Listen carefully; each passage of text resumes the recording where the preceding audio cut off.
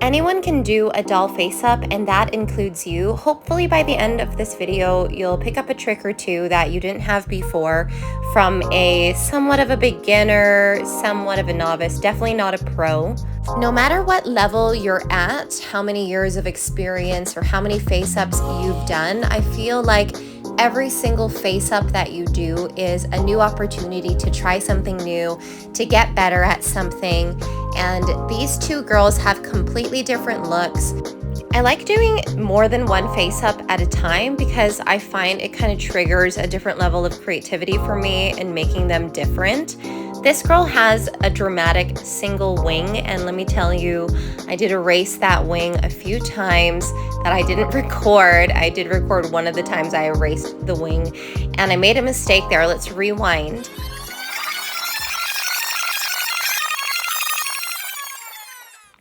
When I erased the acrylic paint, I used a rubbing alcohol compound, and I didn't double check to make sure that there wasn't any kind of streaks left behind by that liquid eraser. And so because I don't face up often, I have to remember all the little things to avoid.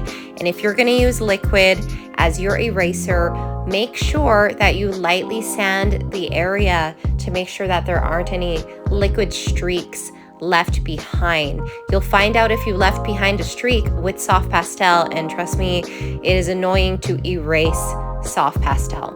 It's really annoying to erase anything, really, but it happens when you're starting out, and I'm sure even pros have to erase things here and there, but they have had more experience and they might have a little bit more patience, or they just have a little bit more precision with their experience. I'm actually using a pearly pink and just going over the existing white eye color that she already had, and then I'm using kind of a peachy pink on the lips. I wanted to give this girl really subtle lips, and then somehow she ended up getting kind of these more dramatic, poutier lips that are inspired by the Korean makeup style of the cherry lips. And I made sure that I didn't paint over her lip sculpt too far. As for her, the other girl with the little eyelashes, so we've got the two different girls here, I wanted her to have kind of a frowny look. I took that from inspiration on a Yeolume custom that I found on Instagram, and so she's got like little lines that are downturned. This girl has little dots in the corners of her mouth and a little half circle on the bottom lip, which is something that I took from Pullip 45th anniversary Hello Kitty. So I really love looking at a bunch of different Pullip dolls and just looking at the different makeup techniques on all sorts of sculpts for inspiration. And as you can see, I'm doing this very amateur thing of covering up what bled out. Luckily, you can cover up some of this with the high gloss varnish, the layers of paint that you'll use sometimes. But again, that is more of like an amateur move. What I could have done was erased her lips and started over and not caked on so much paint, but it actually wasn't so bad. Used the exact same color on this girl, and I just drew a little line in between where I drew those very slightly downturned brown lines, so where her lips meet, just to create a little bit of dimension. And then I colored the little half circle on the bottom lip there again with the same color. She's already got pink lips, and I wanted them to be really subtle and like kind of just barely there, kind of like anime lips. I found like anime lips are like barely there. And then you look at Rainbow High dolls and they have like these really like luscious full lips. Same with Bratz dolls. And then I decided to go over this eyeliner line with brown watercolor pencil.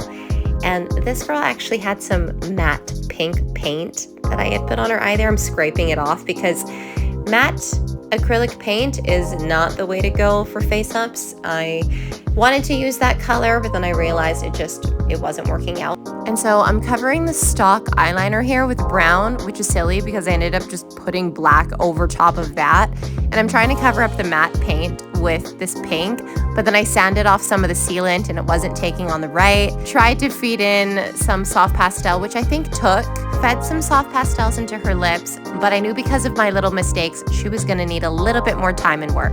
and then I started on the blush. So I want to talk about brushes, because I find for blushing, I really like using these round brushes that have like a lot of bristles. But if I'm going in with like eyeshadow, I really like angled brushes that are like really precise and kind of flat.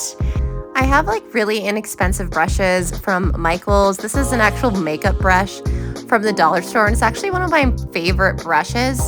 They have actual blending brushes in makeup brushes and in paint brushes, and they have actual precision brushes, eyeshadow brushes in makeup brushes and in paint brushes as well. And the names of those brushes really do what they're supposed to do. As you can see, I'm using an angled brush here for the eyeshadow. What I just do is scrape the soft pastel. It's probably not the best idea, maybe a little messy, just like right in the case with an X-Acto knife, and then I just pick up a little bit of the pigment. So I ended up doing like very light blush on the bridge of her nose and just a little bit of bottom eyeshadow covering her lashes, a little bit of eyeshadow around the wing, a peachy tone and kind of an auburn brown. And so she didn't have a lot of pinks in her face up, whereas this girl is getting like major pink. But then I thought, oh, you know, I really like this eyeshadow vibe with the auburn and kind of the honey color, so we'll feed some of that into this girl's face as well as cover up kind of like some little mistakes and some little things that I wasn't liking. Just kind of blend things in. So the girl on the left, she unintentionally got a lot more soft pastels because, again, I had a hard time kind of sanding off some of those liquid streaks that I had made earlier on. And then with Yeolume, she has these tiny little eyelids, so I just hand painted those. Now we're going in with a little bit of a blue eyeshadow just underneath her upper eyeliner lines, or like her little upper wings. Very subtle, just giving her a once over before I decide to spray her face with sealant. Decided to give her a little more blush, gave them both these little beauty marks. And then a bunch of the soft pastel went over top of the stock eyeliner, and I wanted to try and blend it as best as I could with the added wings and upper eyelashes. So I'm just using a black watercolor pencil here. This is after a first spray, and as you can see, I also redefined the eyeliner reaching into the tear duct area, which you see this a lot on Pullips. So this is her face after the first spray, and I actually really like her.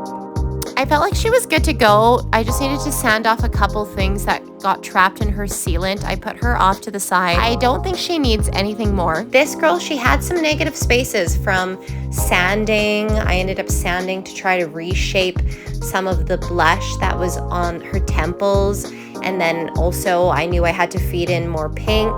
Decided, you know what? I'm gonna put some pink on her lips too. I tried to do the little lip lines with watercolor pencil, but I'm still really amateur at that. I haven't really tried that technique yet. And just a little bit of blue didn't get to the very like inner area where the eye meets. And so I just fed in some inner blue, sprayed her again, and I'm really happy with now her final result. Waiting for the eyelids to dry, and now this feeble attempt you'll see to make these shoes. So I didn't have extra shoes, but I did have these kimonos that I was gonna put these girls in. So I was using this as like reference.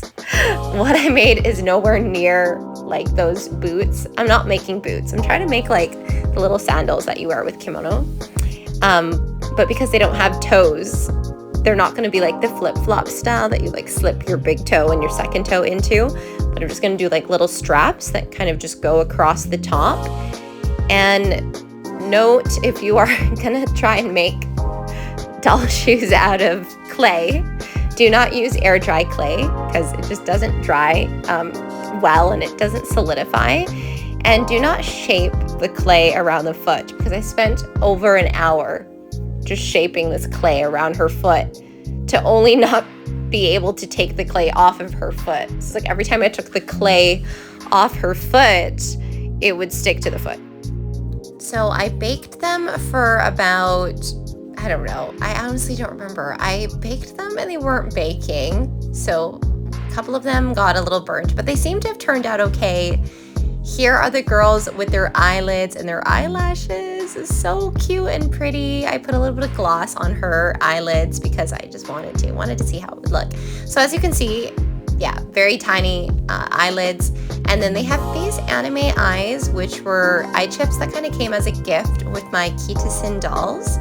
So we're gonna put these girls all together, get their original stock wigs on, but then restyle those wigs, see them in their kimonos and their school outfits.